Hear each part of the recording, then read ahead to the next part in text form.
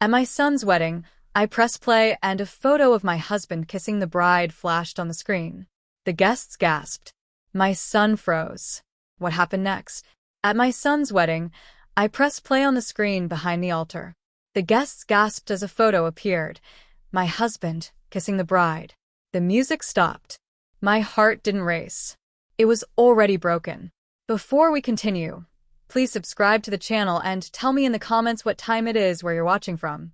It started 2 months before that wedding. Back when I still believed in family and in loyalty. I was helping my future daughter-in-law, Lydia, plan the reception. She was sweet, polite, and seemed perfect for my son, David. My husband, Richard, adored her. Maybe a little too much, I'd once joked. He laughed it off, saying, "She reminds me of you when you were younger." But over time, I noticed glances that lasted a bit too long. Private jokes that didn't include me. Moments when I'd walk into the kitchen and their laughter would die midair. At first, I told myself I was imagining things. It's what wives do, we explain away the little betrayals until they grow teeth. One afternoon, I came home early from the florist. Richard wasn't in his office, though his phone was on the desk, unlocked. A single message glowed on the screen. It read, "Don't worry, she suspects nothing. I'll tell him after the wedding." And the name on that message was Lydia. After that message, I stopped breathing for a full minute. Don't worry, she suspects nothing. My husband's words. To my son's fiancée. I wanted to scream, break every glass in the house. But instead, I just stood there holding his phone like it was a bomb that had already gone off. When Richard came home, I smiled. I even asked about his day. He kissed my forehead and said, "You look tired, Margaret." He had no idea I'd just seen the end of our marriage on a tiny glowing screen. For days, I said nothing. Because sometimes silence is the best weapon. It lets you watch people dig their own graves. Lydia still came around sweet, polite, calling me mom like nothing had changed. But I started noticing things I'd ignored before. The way Richard's eyes followed her across the room. How her laughter became softer when he was near. The shared glances that lasted a second too long. I told myself, "Margaret, you're imagining it. You're hurt. That's all." But then little things started to pile up. Richard's phone face down at dinner. Late-night business calls. And Lydia's new perfume, the same rare scent Richard bought me on our 20th anniversary. The night she hugged me goodbye, I smelled it again. My perfume. The one he used to say reminded him of home. I sat awake that night, staring at the ceiling, the truth pressing against my ribs. My husband, the man who held my hand through every storm, was building a new life behind my back, with my son's bride. Still, I smiled through every family dinner, laughed through every wedding plan. Because if betrayal has a face, it wears a smile to hide the scar beneath. One afternoon, I caught them again, not in bed, not in a kiss, but in something worse. Richard's hand brushed hers as they reached for a glass. Their eyes locked, and they both froze. That small moment told me everything I needed to know. I looked away before they noticed me watching. Because when you're planning revenge, you never interrupt the performance. You just wait for the perfect ending. That night, when he came to bed, Richard asked, "Are you okay? You seem distant." I smiled in the dark and whispered, "I'm fine." But my mind wasn't. It was already setting traps, quiet ones, that would one day make the whole world see what I saw. And as I drifted off to sleep, one thought burned through my chest. They thought they could hide their sin in shadows. But I was the one who paid for the electricity. They say when a woman knows, she just knows. But I didn't want intuition. I wanted proof. After that night, I stopped crying and started watching. Richard thought I was moving on, that my silence meant peace. But silence is what happens before the storm hits. I began collecting pieces, small, sharp truths that no one could deny. A late-night call log.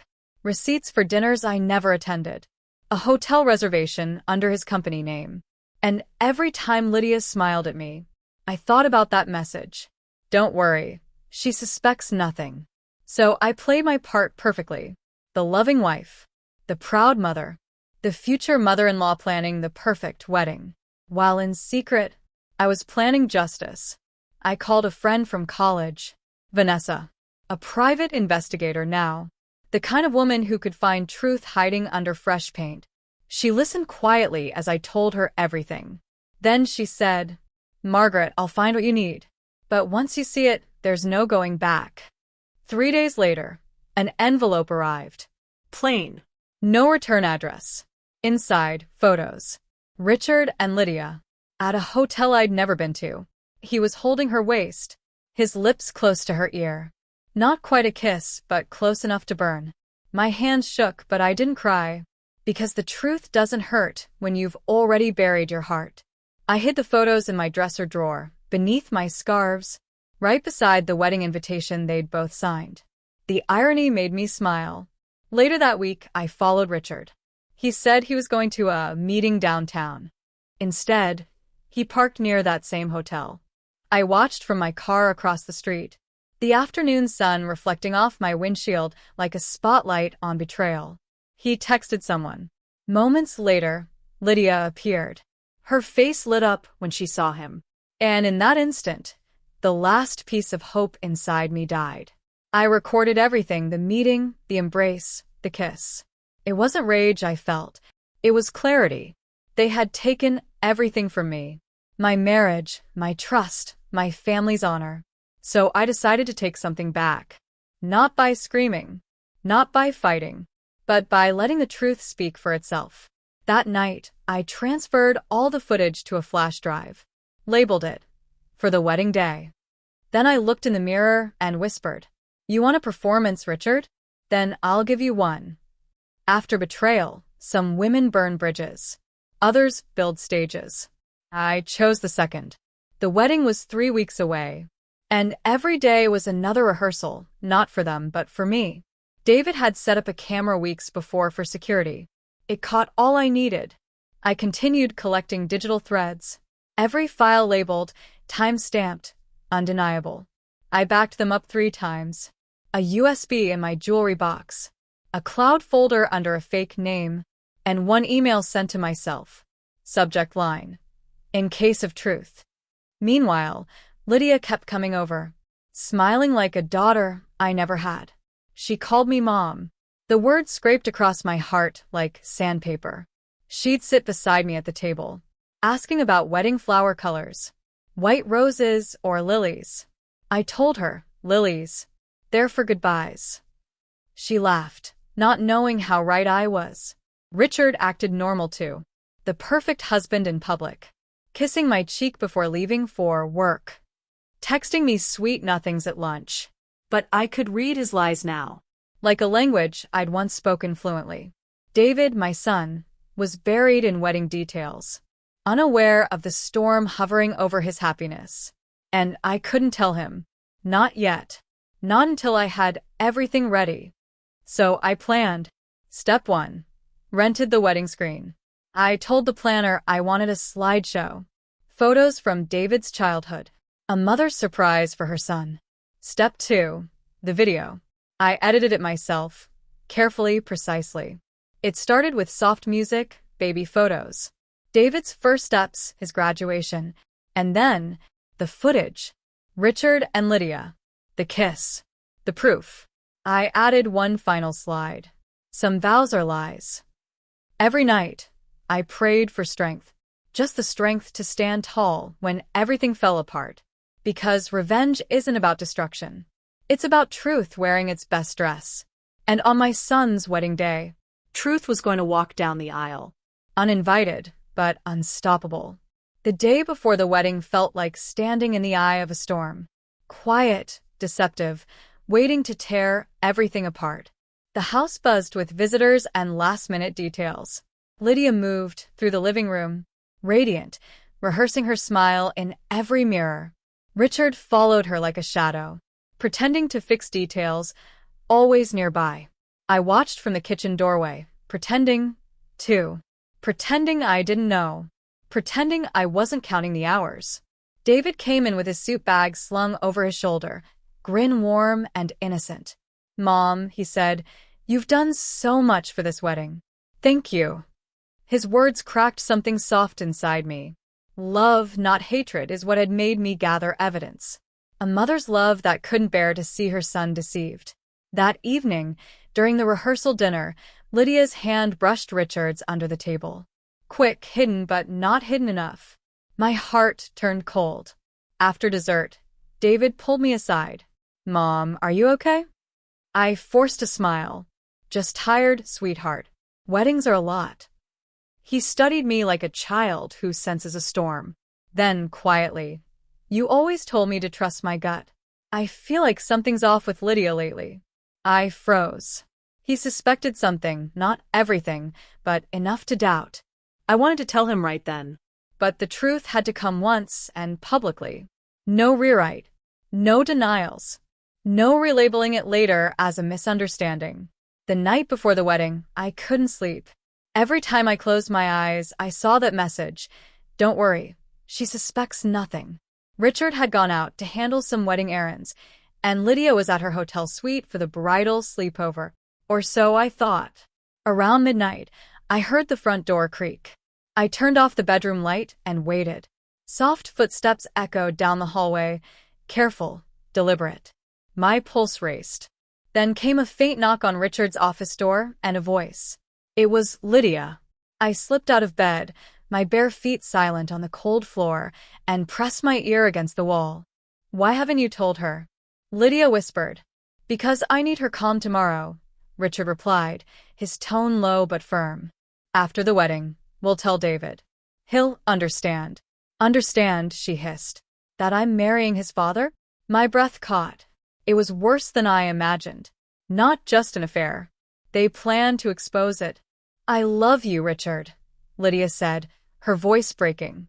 "But this guilt is killing me. Maybe I should tell him tomorrow, before the vows." There was a pause, then the sound of a slap. I covered my mouth to stifle a gasp. "You'll ruin everything," Richard snapped. "We've come too far for that. You'll smile, say your vows, and then we'll leave after the honeymoon. She'll get over it." Leave? She'll get over it? My world tilted. I backed away, my knees weak. In that moment, my pain turned to resolve. That night, when everyone was asleep, I went downstairs and checked the presentation again. The USB drive was still in place. The video loaded perfectly. I watched it once more, just to be sure. As the image of Richard and Lydia appeared on the screen, I whispered to the empty room, "You brought this upon yourself." Then I sat in the dark, listening to the clock tick. Every sound was sharper, like the universe holding its breath with me. By morning, the flowers would arrive. By afternoon, the guests would be seated. And by sunset, the truth would burn through every lie. I wasn't afraid anymore. I wasn't nervous. I was ready. Because when betrayal wears a wedding dress, truth must walk the aisle first. The morning of the wedding arrived with sunlight too bright, birds too cheerful, as if the world itself didn't know what was about to happen. I woke up before dawn. Not out of excitement, but clarity. I'd slept 3 hours, yet I felt alert, steady. When I looked at myself in the mirror, I saw a woman I barely recognized. Elegant, composed, unshakable. The kind of woman who doesn't cry anymore.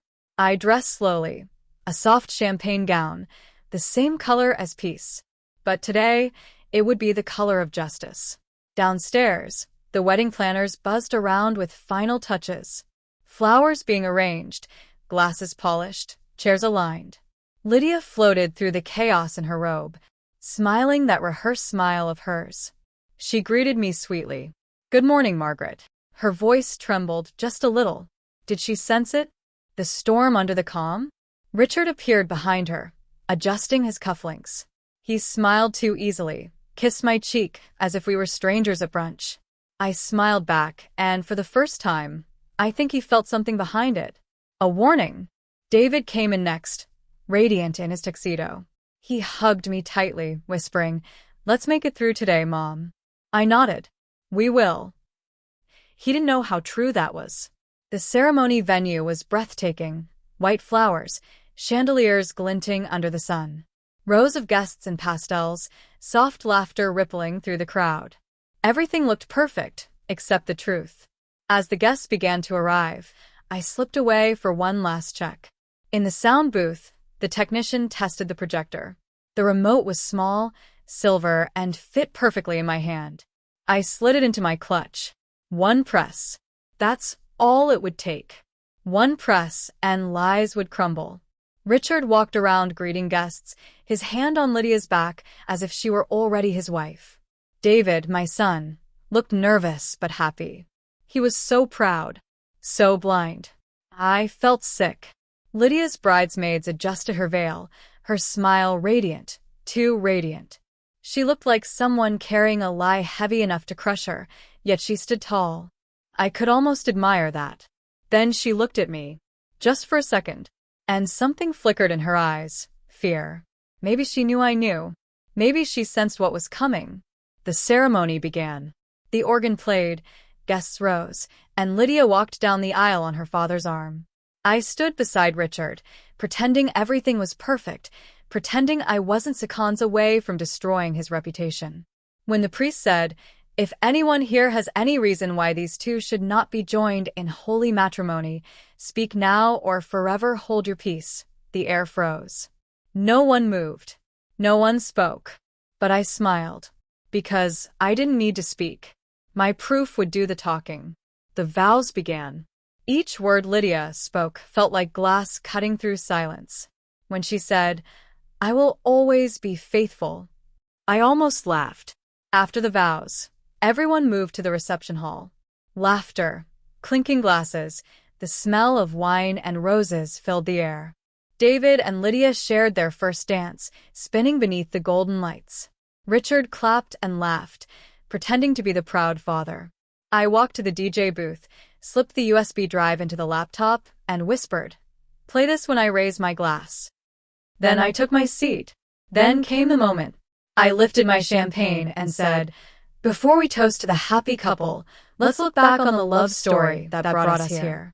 The photo was ready. My finger hovered over the remote. And just before I pressed it, I whispered to myself, Let the truth be seen." The lights dimmed. The projector flickered to life.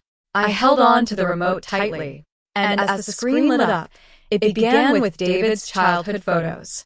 And then the moment, showing Richard and Lydia in his office, kissing. I didn't flinch. Gasps filled the room. Glasses dropped. Someone screamed. Richard froze. His face drained of color. Lydia's hand flew to her mouth. My son turned to me slowly, his eyes wide with pain and confusion. "Mom, what is this?" he whispered. The room erupted into chaos. Guests shouted. Others tried to leave, but most just stood there, stunned, whispering, recording everything on their phones. The once beautiful wedding had turned into a battlefield of betrayal.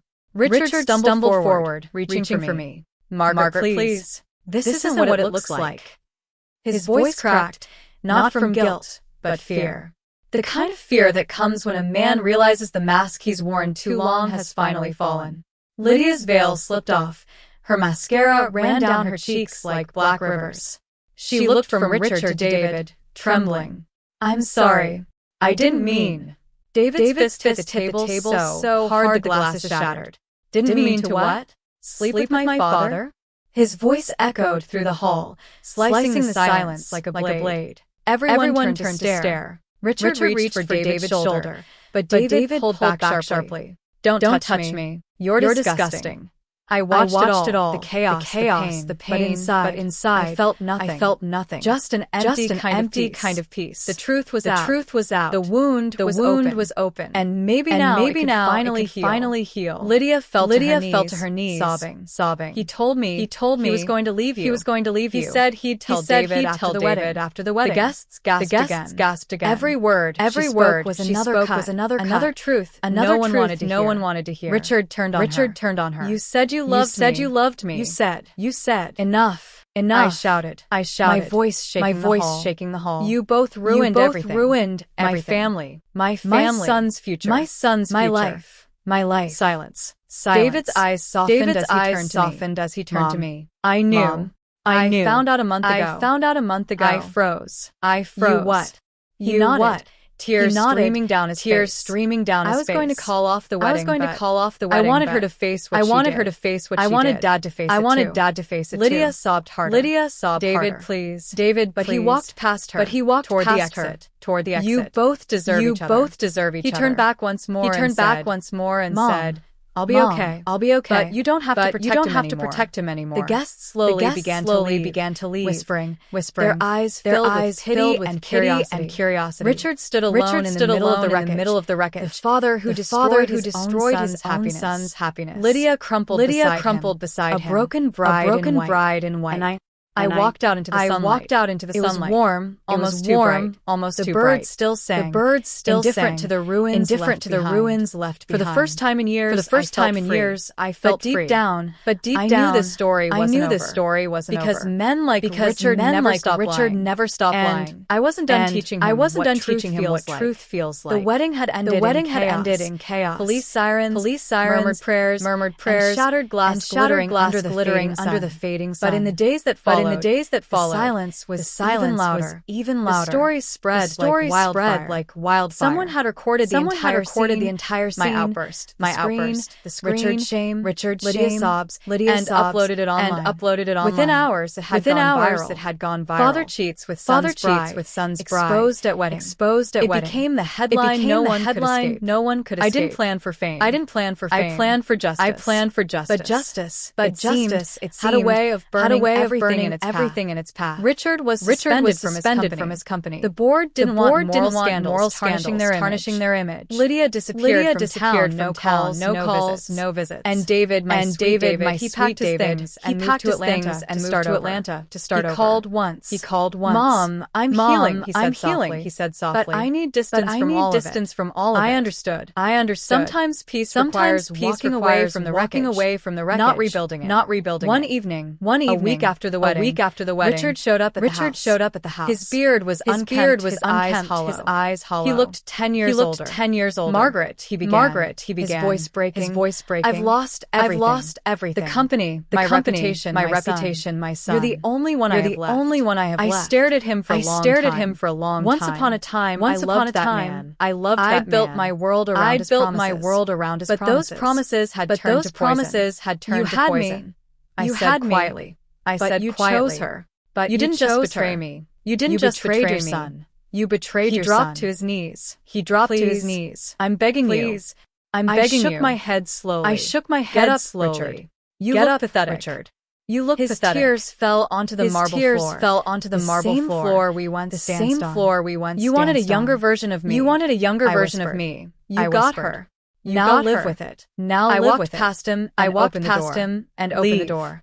He Leave. hesitated. He then hesitated, stood and walked then out. stood and Shoulders walked out. slumped. Shoulders Disappearing slumped. into the night Disappearing like a into man the night swallowed like a by his man own swallowed sins. by his own I sins. closed the door. I closed the door. Then and I locked looked it. at the screen of my Then laptop. I looked at the screen of The my video laptop. of that day. The video still of that trending. day still trending. Millions of views. Thousands of comments. Some called me brave. Some called me brave. Some called me cruel. But they didn't know the years of silence. The quiet betrayals that led to that one moment. I didn't expose him to destroy him. I exposed him to save myself. As I turned off the lights and looked out into the night sky, the wind whispered through the curtains. Sometimes revenge isn't about hurting someone back. It's about finally choosing you. And that night, for the first time in a long time, I slept peacefully.